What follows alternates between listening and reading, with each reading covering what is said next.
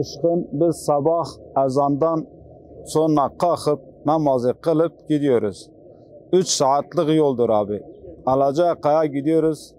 Derelerden, taşlardan, tepelerden topluyoruz.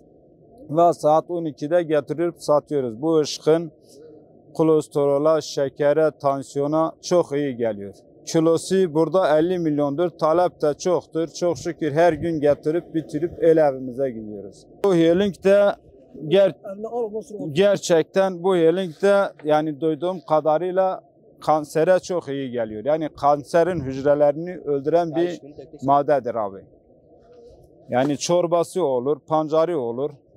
Buna da talep çoktur. Bu da yani yüksek dağlarda çıkıyor, taşlıklarda çıkıyor abi.